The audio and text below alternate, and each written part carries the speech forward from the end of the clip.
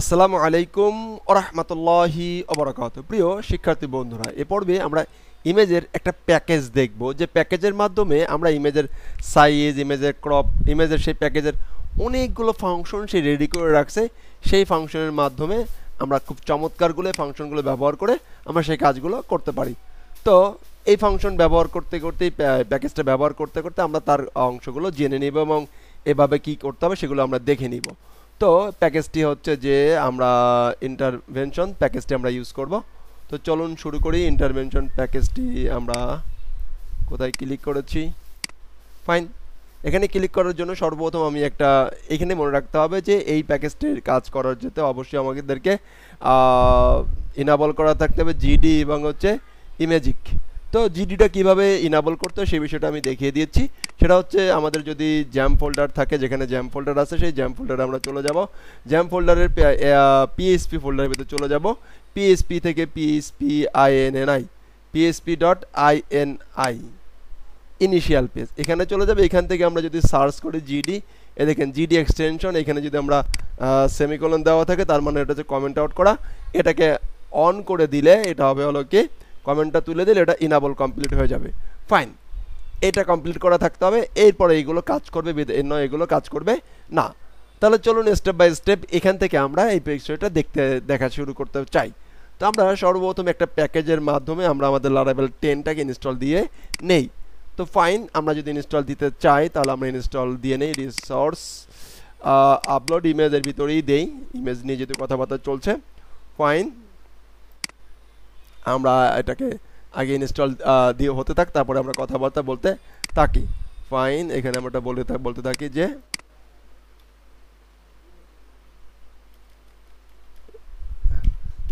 মামা অ্যাপ নামে সে ইনস্টল হতে থাক। ফাইন, এখন এখানে কি কি করবে সে বিষয়টা বলে নেই। তো আসলে আমরা যখন আসলে কোনো কম্পোজার ইনস্টল দিব, আসলে এইখানে আজকে আরেকটা বিষয় একটু নতুন করে বলে নেই। যখন যদি কখনো আমরা যদি কোনো কম্পোজার কোনো প্যাকেজ ইনস্টল দিই, প্যাকেজ মূলত 3 থেকে 4টা কাজ করে। সে কন্ট্রোলারে কিছু কাজ করে, সে হলো যে রাউটে কিছু কাজ করে, সে কনফিগে কিছু কাজ করে এবং হচ্ছে সে ব্লেডে কিছু কাজ করে। 4টা কাজ সে একত্রিতভাবে করে দেয়। তো যাই হোক, ওইটা আসলে আলোচনার বিষয় নেই। আমরা কম্পোজার ইনস্টল দিলাম, প্যাকেজটা ইনস্টল হতে থাক। তারপরে আমরা এই রিকোয়ার্ড করব, এই কম্পোজারটা কী করবো, আমরা রিকোয়ার্ড করব। রিকোয়ার্ড করার পরে আমরা চলে যাব হচ্ছে কনফিগ ফাইলের ভিতরে। কনফিগ ফাইলের ভিতরে আমরা ওই ক্লাসটাকে অ্যাড করে নেব এবং হচ্ছে এলিয়াস করার জন্য এই ক্লাসটাকে আমরা এখানে অ্যাড করে দিব। এই দুটো কাজ করব। দেন তারপর আমরা কন্ট্রোলার ক্রিয়েট করব। কন্ট্রোলার ক্রিয়েট করে কন্ট্রোলার ভিতরে আমরা দুটো মেথড লিখবো আগের মতন করে।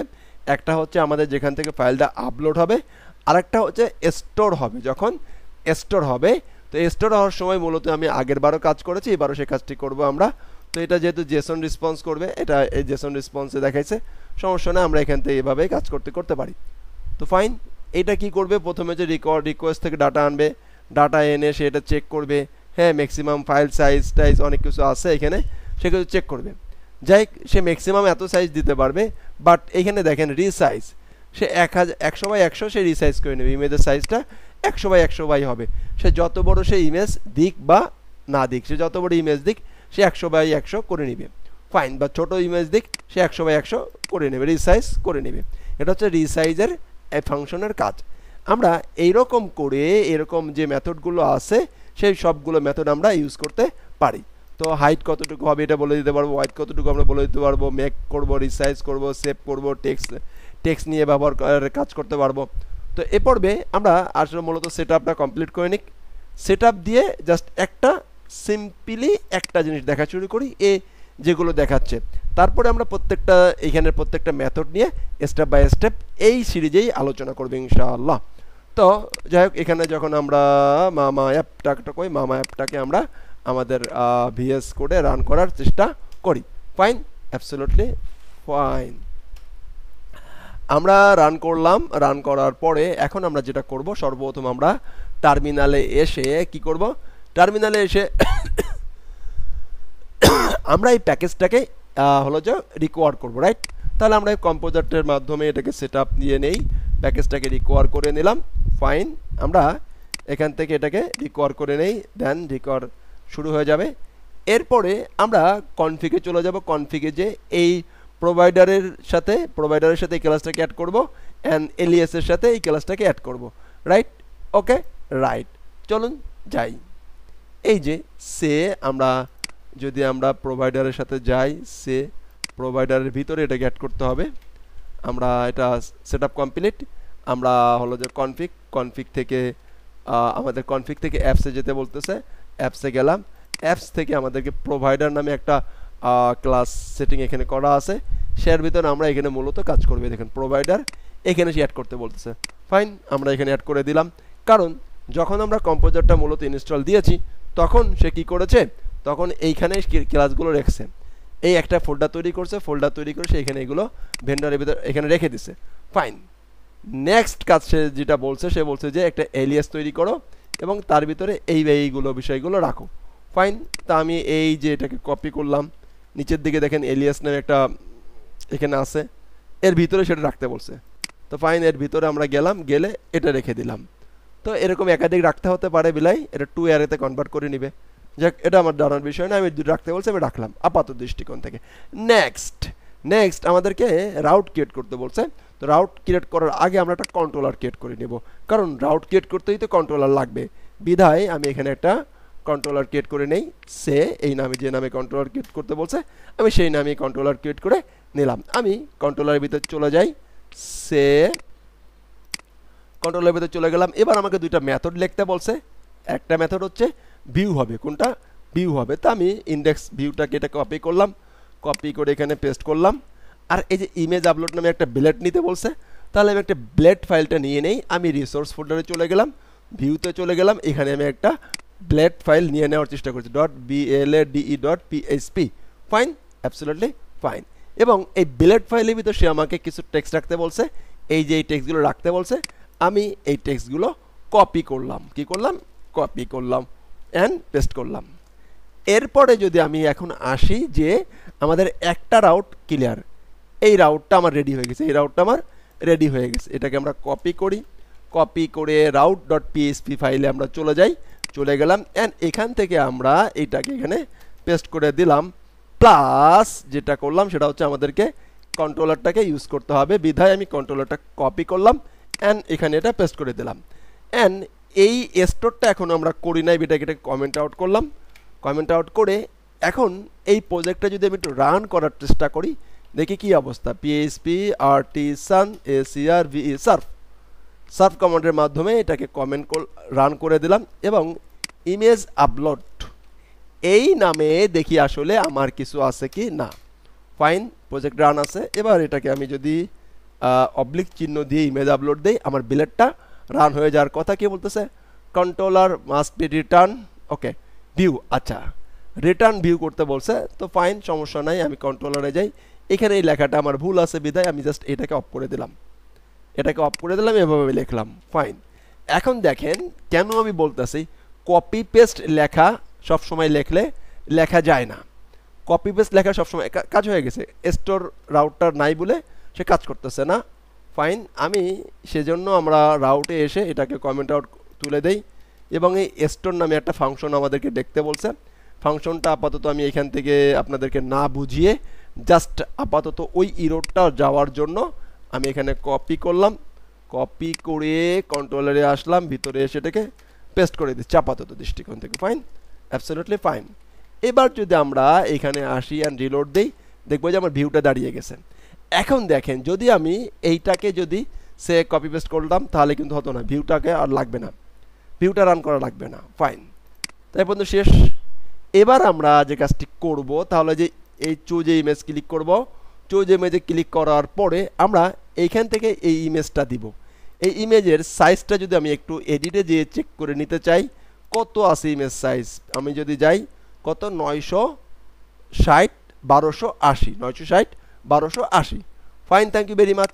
আমরা যদি কিনা এখন একটু যাই সে পাবলিক ফোল্ডারের ভিতরে ইমেজ নামে একটা ফোল্ডার, তারপরে থাম্বনেইল নামে একটা ফোল্ডার, দুটা ফোল্ডার করতে বলছে। তাহলে আমরা এটাকে কপি করলাম, কপি করে আমরা চলে যাব হচ্ছে পাবলিক ফোল্ডারের ভিতরে। দুটো রাউট তৈরি করতে বলছে, এর আগে লেসনে আমরা এগুলো দেখিয়েছি, এটা আপনারা টোটালি জানেন, এটা নিয়ে রাজনীতি করার কিচ্ছু নেই। Absolutely right. তো থাম্বনেইল ইমেজ এবং এটা হচ্ছে ইমেজ, এটাকে কপি করি, ইমেজ কপি করে আমি চলে যাই হচ্ছে পাবলিক ফোল্ডারের ভিতরে, পাবলিকে আসলাম, একটা রাউট তৈরি করলাম, ফাইন। এই রাউটের ভিতরে আবার থাম্বনেইল নামে আরেকটা ডিরেক্টরি তৈরি করলাম, fine, thank you, fine, thank you. And এখন যদি আমরা এইখান থেকে এই ইমেজটাকে আপলোড করি অ্যান্ড আপলোড ইমেজে ক্লিক করি, দেখি কি অবস্থা। তো class app controller image not found, fine. এখানে নট ফাউন্ড বলছে, কেন বলছে আমিও জানি, কারণ এই উপর থেকে আমাদেরকে কন্ট্রোলারের ভিতরে একটা ইমেজ ইউজ করতে বলছে, এই যে ইউজ, এই সবগুলো ইউজ করতে হবে, বিধায় আমি এখান থেকে এখন এগুলো সবগুলো ইউজ করে নিচ্ছি। Image image image class use করছে, কিন্তু এখানে উপরে ইউজ করতে হবে না, অবশ্যই ইউজ করতে হবে, তাই আমি ইউজ করছিলাম না, বিধায় আমাকে ইরর দিছে। সমস্যা নেই, রিকোয়েস্টটা অ্যাড করা আছে অলরেডি, এই জন্য দ্বিতীয়বার নিল না, fine, thank you very much, সমস্যা নাই। এখন যদি আমরা রিলোড দেই অ্যান্ড ইমেজে আসি, এই ইমেজে ক্লিক করি, সাবমিটে ক্লিক করি, দেখব যে কে সে, আচ্ছা এই যে এখানে return value must be type, ঠিক আছে, জেসন, এখানেও জেসন একটা ভুল দিছে, সেটা আমি বলতেছি, এটা দরকার নেই জেসন, এই জেসনটা দরকার নেই, এটা না হলেও কাজ করবে, ফাইন। এই দেখেন ইমেজটা আপলোড হয়ে গেছে, ইমেজটা আপলোড হয়ে গেছে সাকসেসফুলি, ইমেজ আপলোড হয়ে গেছে। এখন যদি আমরা এই ইমেজটা দেখতে চাই, সে ইমেজের পাবলিক ফোল্ডারের ভিতরে যাই, ইমেজের ভিতরে যাই, এইখানে যদি যাই, দেখেন এইটাকে যদি আমরা এডিটে ওপেন করি এবং যদি রিসাইজে যাই, দেখেন 100/100, এটা কত আছে, 100/100।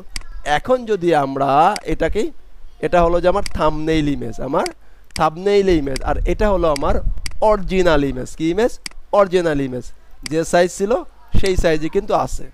তাহলে এভাবে করে কিন্তু আমরা আমাদের ইমেজের অরিজিনাল ইমেজটাও এক জায়গায় আপলোড করতে পারি, আবার রিসাইজ করেও এক জায়গায় আপলোড করতে পারি। তাহলে এই ছোট্ট একটা বিষয় ছিল হচ্ছে যে এই ইমেজ ইন্টারভেনশন যে প্যাকেজটি আছে, প্যাকেজটির মাধ্যমে পরবর্তীতে আমরা এই বিষয়গুলো আপনাদেরকে বলবো, হলো যে ক্রপ, ব্লর, ক্যানভাস, ফিল্টার, ফিল, হ্যাঁ ফিল, এই বিষয়গুলো নিয়ে আপনারা দেখা শুরু করবেন। আমিও স্টেপ বাই স্টেপ সময় করে ইনশাল্লাহ পরবর্তী প্রত্যেকটা জিনিস, প্রত্যেকটা ফাংশন, আমি এখন যদি দেখালাম রিসাইজ আর মেক, আমি যদি বলি, আমি এখন আপনাদের কি দেখিয়েছি, মেক করছে, ইমেজ মেক ফাংশনের মাধ্যমে ইমেজটা নিয়ে মেক করে ফেলছে, ফাইন, এখানে রাখছে, রাখার পরে সেই ইমেজটাকে আমি জাস্ট কি করছি, রিসাইজ করছি অ্যান্ড সেভ করে দিচ্ছি। দুইটা মেথড দেখলাম, রিসাইজ আর সেভ।